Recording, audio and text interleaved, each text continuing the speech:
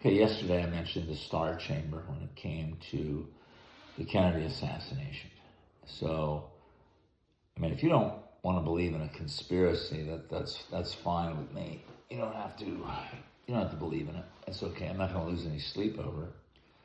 But if you do believe in a conspiracy, and just for the record, I happen to believe that Oswald was part of that conspiracy. I don't think he was an innocent dupe as far as being involved in it is concerned. He was the patsy, he was the fall guy. But I do believe he was part of the conspiracy.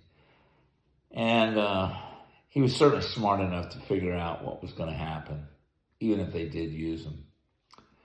But let's say you do believe in a conspiracy. Then you have to believe that someone planned it. I mean, I suppose you could believe this fanciful story that this conspiracy was thought up by Clay Shaw and his friends, as is suggested by the Oliver Stone movie. But I don't believe that. Clay Shaw was a very cultured, intelligent individual. There was no way he was going to get involved in something crazy like that. So, who planned the conspiracy? Well, I suggested yesterday, or I told you yesterday, that I believe that the CIA planned this conspiracy. And there was someone in the CIA who planned it. But the CIA doesn't operate in a vacuum. It's not just a group of yahoos who sit around and say, why don't we do this? They have to get all this stuff authorized and approved. And as I said yesterday, the CIA is the thug agency of the wealthy elite, and it works for the wealthy elite in this country.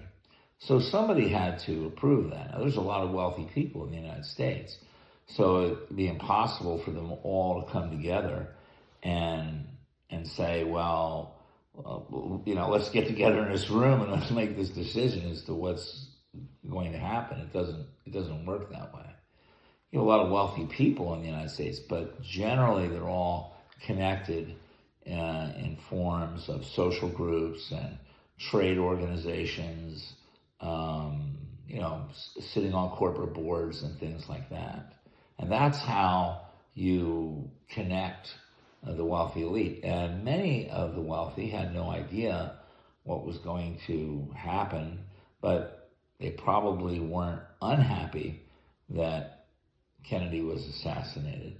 And they probably did contribute their own 2 cents as to what they thought the direction of the nation should be in the years 1961, 62, and 63. But in any group, whether you're, whatever that group may be, whether it's the Catholic Church or it's the U.S. government or the wealthy elite, you always have a group within a group within a group within a group. You always go up into a hierarchy. That always exists, no matter what country you're in or what organization you're in. And the same thing works for our wealthy elite in this country. People are connected through different boards, think tanks, going to the same schools, but you gradually go up the ladder so that there's a core within the core. And when you get to the top, I think there were 5 influential men in those years between 1960 and 1963 who were the elder statesmen of America. And they were what I call, they're part of the 1890s club. These guys were all born in that decade, between 1890 and the year 1900. And those men were Averell Harriman, Dwight Eisenhower, Henry Cabot Lodge, Allen Dulles, and John McCloy. And if you read the biographies of these guys, and here I have one such biography sitting right over here,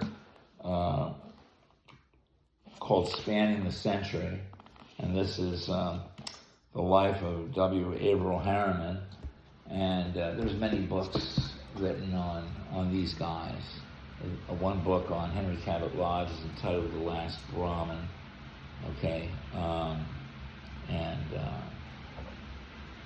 so many books written on these guys, and when you read them, you see that each book sort of reinforces the other. The same names keep cropping up, and these men all knew each other. Now, they were of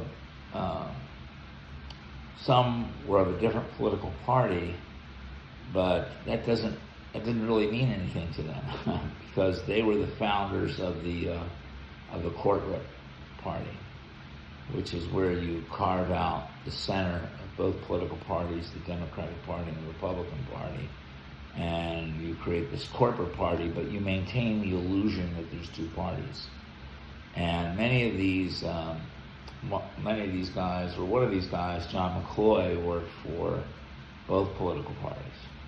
So they knew each other, they worked together, they knew each other going way, way back to First World War, the interwar years, World War II, and these were the elder statesmen of America.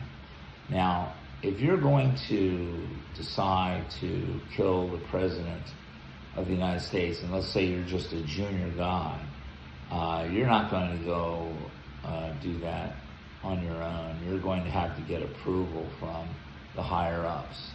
And the younger guys really probably had no opinion on John Kennedy at all. They were just too young. But all these older guys, these elder statesmen that I mentioned, those five guys, they all had a vested interest in what I call corporate America, or America being the preeminent force in the world. In other words, they had all invested in the American empire. They had all worked toward enforcing a Pax Americana upon the world. And this was something that John Kennedy, when he came into power, he probably sort of went along with it when he became president, because most presidents, when they get in power, they kind of want to, they want to be a kind of a goer along, or go with the flow. They're getting their feet wet. But then I think as time went on, he came to see that these guys were just really not good for the long-term future of America. I do believe John Kennedy was a special kind of president. He was an enlightened man, and even though he went to Choate and he went to Harvard, which are elite schools, he never really bought into what they were. To begin with, he was Irish, and that plays a big part in his psyche, because the Irish, having been oppressed for 900 years by the British, kind of developed a collective psyche of identifying with the little guy. It's not surprising that today Ireland is one of the few countries to support the Palestinian cause. I'm not surprised at all that they would do that. So John Kennedy was Irish, and that plays a big part. And remember, the Irish were discriminated against in the United States by the WASPs. I guess I would be considered a WASP, although my family was never in any power structure of the United States. So, but in his era, when he was growing up, there was discrimination against the Irish. They weren't really part of the WASP club, them being Catholic. I think another thing that contributed to John Kennedy's different psyche and his the way he was, his empathy, was this back pain he had his entire life. And nothing is going to give you empathy for the regular person like pain. Another factor which contributed to why he was a unique person, I think, was this experience he had in World War II, where he was marooned on this island with just regular people. And that may be the first time in his life where he had to live in close quarters with just regular guys. And I think that gave him a sense of connectivity with regular people that these other guys didn't. I think that I don't think they really wanted him as president. I think they honestly do believe that the election was rigged by Joe Kennedy, and it probably was. But the way American politics works is whoever rigs the election the most wins, and these guys lost. And so John Kennedy became president. I don't think they liked it at all. The lodges had a long-standing feud with the Kennedy family. They had competed with each other in different elections. And so I don't think Lodge was a big fan of John Kennedy. Dwight Eisenhower wasn't. He thought John Kennedy represented a cult personality, and he didn't like his spending. Of course, we all know the history of Allen Dulles and how Kennedy sacked Allen Dulles.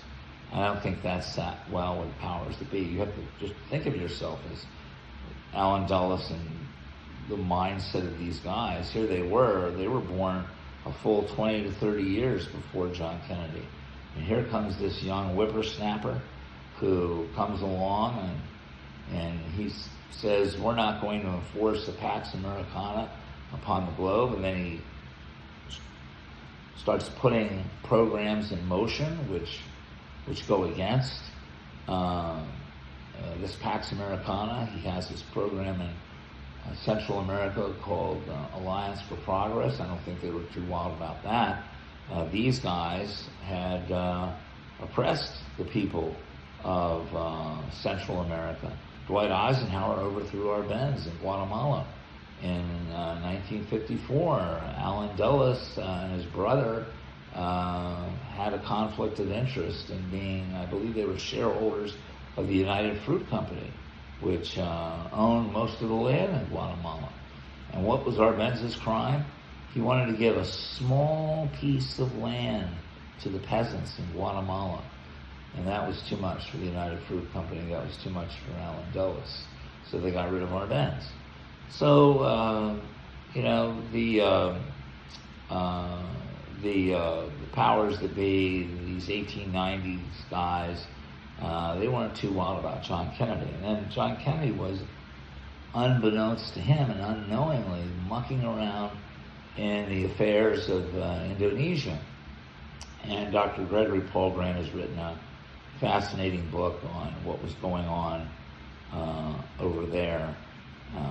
As it turns out, the two biggest mines in the world, Grasberg and Erzberg, are in Indonesia. And Allen Dulles and his friends, they knew what was going on over there. They had their eyes fixated on Indonesia. In no way did they want Kennedy mucking around in Indonesia. John Kennedy was messing around with their money. He was messing around with their money in Vietnam. Why the idea of us even thinking of getting out of Vietnam? War is a cash cow to these guys. War is what they're all about. Corporate America makes a tremendous amount of money off war. And here comes John Kennedy. He comes along and he wants to talk of peace. Peace, forget it. They don't want peace. They want war. They want domination. These people are pagans. They're Romans. They want to dominate the world. Here, John Kennedy, he wanted America to be a partner in the world. He thought, well, America is one country, and we should be one country, a wealthy country, helping other countries get better. And that is the correct vision that this country should have, because when you help others, you help yourself. And this is something that just doesn't work with the powers that be. So these guys were very influential, very connected. As I said, Henry Cabot Lodge was a Boston Brahmin. Averell Harriman, if you're young, you may not know that name. Averill Harriman was the son of E.H. Harriman. E.H. Harriman ran the Union Pacific Railroad. This was I believe, the largest railroad at the time. You always hear the names of these other railroad magnates like Vanderbilt, but E.H. Harriman was a very powerful, influential, wealthy guy, and his son Averill, inherited that money and involved himself in politics, and he also involved himself in banking. Averill Harriman's contacts go way back. He did business with, I believe, the grandfather of George Herbert Walker Bush. His name was George Walker, I believe. I believe that's who George, the 43, is named after.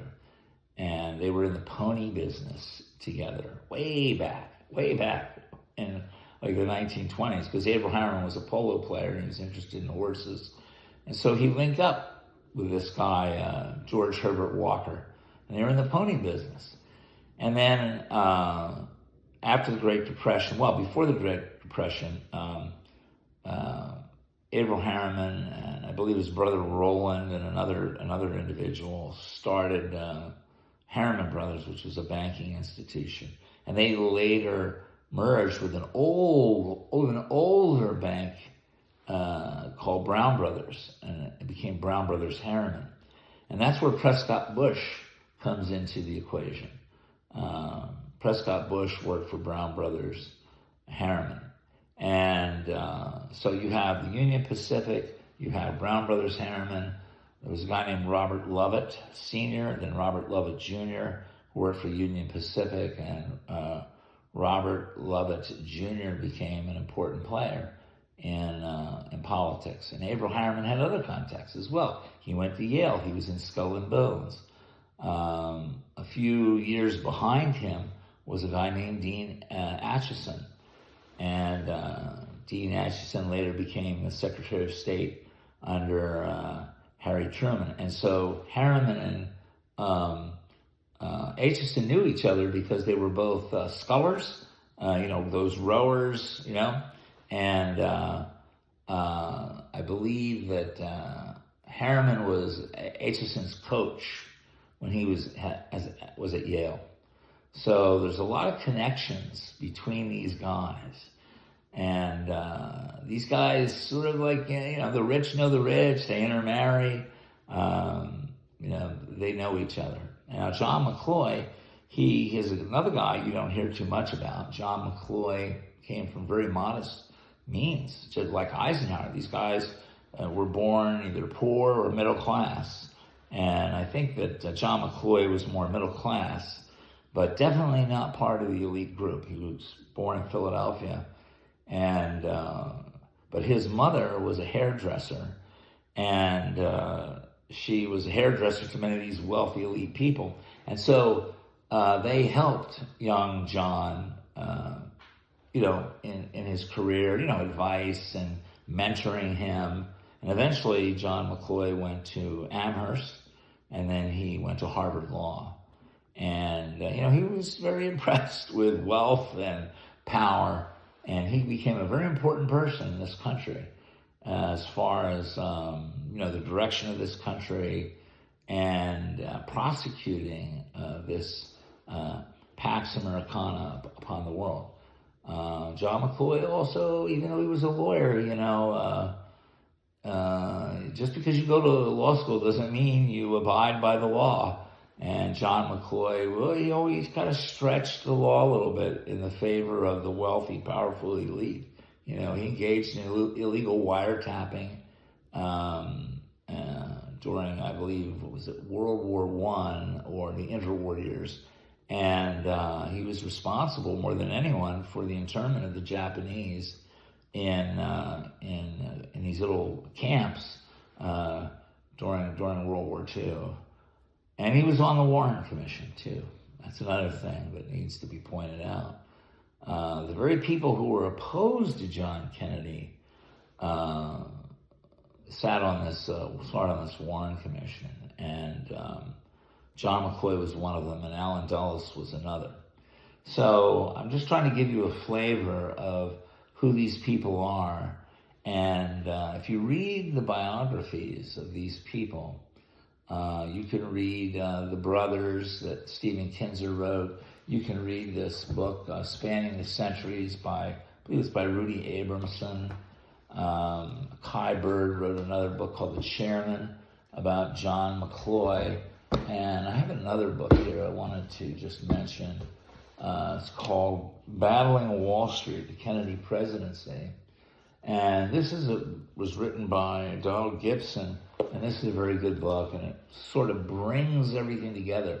And you can see how these people knew each other. They were of the same age, and they ultimately, in my view, were the Star Chamber that made the executive decision that regime change was necessary. Now, these men were not so stupid as to just get together and say, hey, and blab it all over town. Yeah, we made the decision to kill Kennedy. That's not how it works. But they made the decision for a regime change. Now, not alone by themselves. These men were immensely connected. They knew everybody. And so they consulted people. They consulted leaders of corporate America. They consulted government officials, the foreign leaders. And so the way that you would put it is you would say, how do you think the leadership of the United States is going? Of course, everybody knew they meant John Kennedy. And they would say, well, it's either good or it's not good. And if it wasn't good, they'd say, well, do you think we need a change in leadership? And then how urgently do you think we need this leadership? So I think they came to a collective decision that urgent regime change was necessary because it was getting into 1963 and things weren't really going good in Cuba. I think they would have preferred that we invade Cuba and take over the place, but it didn't seem like we were going that route. And here John Kennedy had sort of negotiated a no invasion policy of Cuba and also taken missiles out of Turkey. And even though the public didn't know it, I'm sure the powers that be were fully aware of, what the score was there. And so, they are thinking to themselves and talking to their friends who are importers, and they're looking at the Caribbean rim, and all the other countries in Central America, and they're saying to themselves, well, what's going to happen if this guy is in office for 5 more years? I think they just were not confident of the future. And so that's, when they said, we gotta get something together here. We gotta have a plan. And so I think early on especially after the Bay of Pigs, which was in April of 61, they made this decision that they were going to get something going. Let's get one of our guys to start formulating a plan, and we'll just play it by ear and we'll see how things go. But then I think as time went by, they firmed up the plan.